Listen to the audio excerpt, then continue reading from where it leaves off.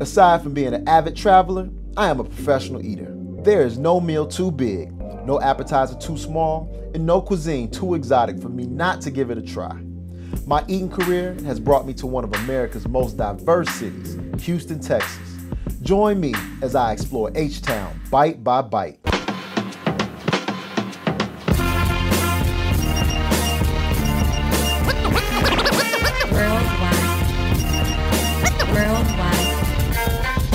Worldwide Nate. When I told my closest friends that I was traveling to Houston, everyone said the same thing. You got to try the Breakfast Club. My ears heard and my stomach listened. I had to see what all this delicious fuss was about by speaking with the culinary visionary behind the Breakfast Club, owner Marcus Davis. I realized there was a void in the city. This area, Midtown Houston, didn't have an urban eatery. Okay. We didn't have that spot that when people say I go to Houston, I've got to stop by this spot. We are the best breakfast joint in the nation, hands down. Some of our other popular dishes, our French toast, our pork chops and eggs. You know, and then I reflected on how we used to eat when I was a kid. Whatever was on the dinner table Friday night made it to the breakfast table Saturday morning. Okay. So that's how your fish ended up on the breakfast table, or your pork chops ended up on the breakfast table, because you always took, our mom or grandma took what was left over and made it part of the breakfast table. So with the blend from breakfast to dinner to coffee, it's more like a community center than a restaurant. Well, that's what we are. We pride ourselves on being an intricate part of the community.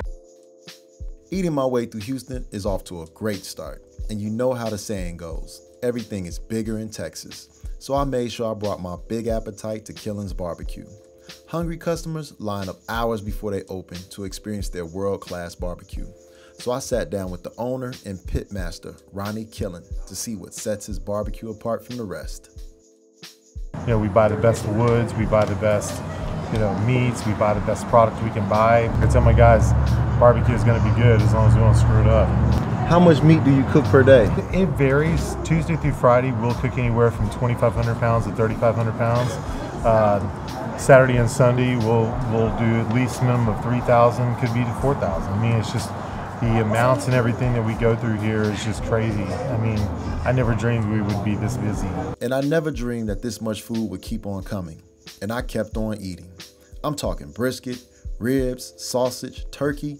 All these seasoned flavors and tender textures made my Texas barbecue dreams come true.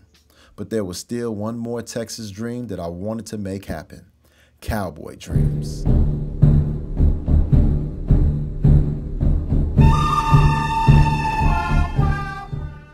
The Spread is a 16-acre pasture in the heart of Houston, where the wrangler, Mr. Sam, gave me insight on horseback riding culture for Houstonians.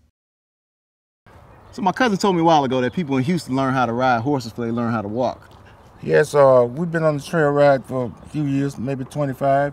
We've had horses born on the trail ride, young kids, 2 to 3 years old, riding with their parents, and then they get about 4 or 5, they're riding by themselves. You know how a dog is a man's best friend? How is your relationship with your horse? The same way. They know my vehicles, they know my voice, and they know everything. Listen to those ladies, whatever they tell them. I enjoy getting on this horse and getting out and galloping. We're gonna get an opportunity to giddy up? Yes. Well, let's go giddy up.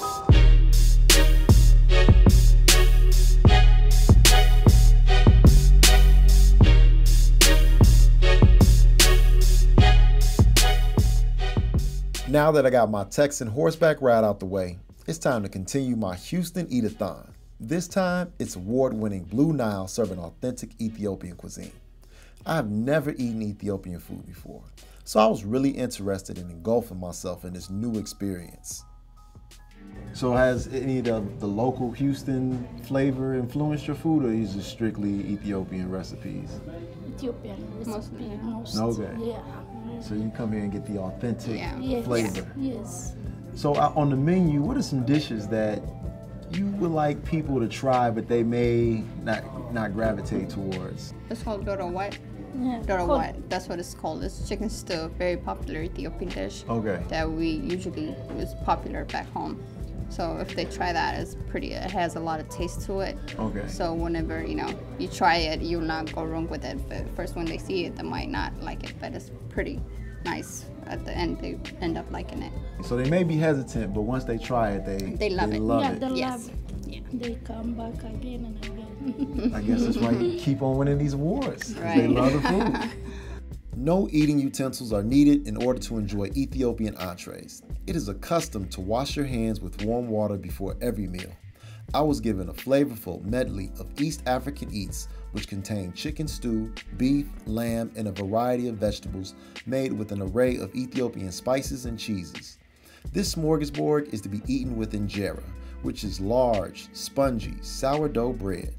The main course is followed with a traditional coffee ceremony in which the host roasts coffee beans right in front of you.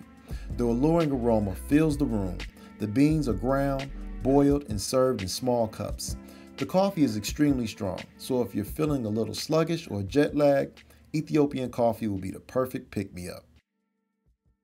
For the grand finale of my food-filled Houston journey, I chose Latin restaurant Churrasco's. Chef Michael Cordua invited me into his kitchen for a behind-the-scenes peek at where the mouth-watering magic happens. I was surrounded by skillful culinary artists creating signature dishes from preparation to presentation. He also shared tips on how he maintains his success as a restaurateur. You know, it's one thing to be in the business for 26 years, in the restaurant business, because normally you have a lot of chefs open, close, move, reopen again. Churrasco's open 8 of 88. We're celebrating our 26th year because I've never lost that contract with a guest. Let me treat you like your family. Let me serve you that if there are no leftovers, there wasn't enough. And treat you like a guest, not like a business. You can learn a lot about a person when you share a meal together. Spending time with Chef Michael and his wife was inspiring. Listening to him speak passionately about his food was just as exciting as tasting it. He truly was a culinary ambassador for the evening. I ended the night with dazzling visual food spectacles and a dessert that left me lost for words. From breakfast to barbecue, Ethiopian to Latin, Houston's diverse tastes reminded me why I'm such a proud professional eater.